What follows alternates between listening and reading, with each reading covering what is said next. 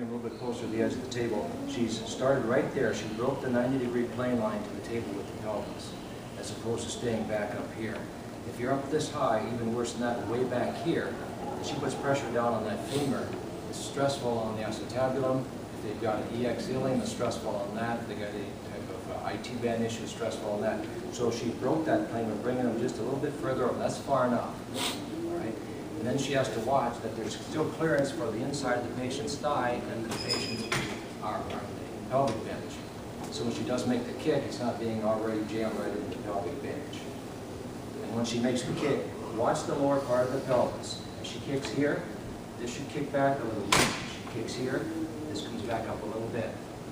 And if we do that, he's real flexible, but when we do that, as that pelvis comes back a little bit, we're doing something similar to when we lean into the patient, that pelvis comes up, it's stable, and we thrust onto it.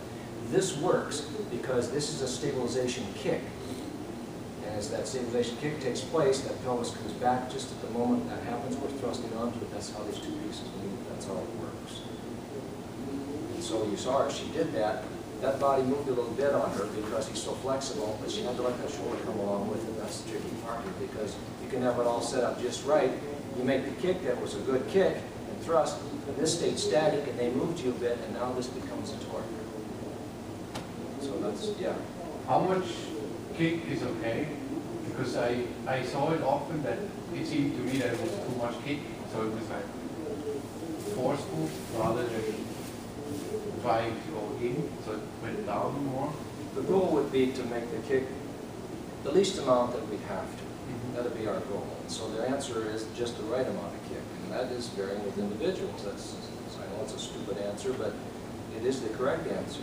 And you determine that by your first or second vision. You determine that on the patient. So but the goal is to come in there with the lightest amount of kick that you have to get the job done.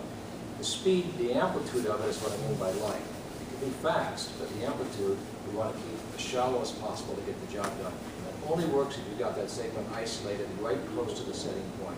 So if she's going through those parts, when she's talking about feeling pressure here, this, etc., she's looking for the slack reduction. You've got to feel that among all three components. Once she feels she's got it there, short of tension, then give the patient a time to rest, and then shallow amplitude, fast kick but shallow, and that way you keep it very minimal. Because yeah, you can twist and roll all on the floor. That's not the goal. The goal is just to get enough movement coordinated among those two pieces, your thrust and your leg kick here, in a very shallow distance or shallow amplitude. All right? So what you can do, go ahead and set up on them again. Especially in a spine like yours, it looks like it's pretty flexible.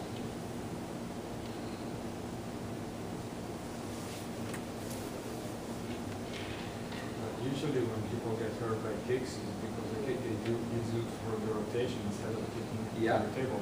Because when you kick into the table, you can be hard and the patient won't be hurt. Right, because they're not being twisted off the floor, onto the floor. So now she can put a little pressure here in these flexible ones. The slack is out of the roll of the pelvis. She can do a little test here. See how these three pieces feel together. Slack out, out, out, out. Right close right there. Now she gives the patient a moment, and now we can do the kick and the thrust. And it's a very shallow movement then. We get the job done. Okay? So the more flexible the patient is, you'd have to feel for that. Right? And the more rigid they are, less flexible, it's much easier to do it that way.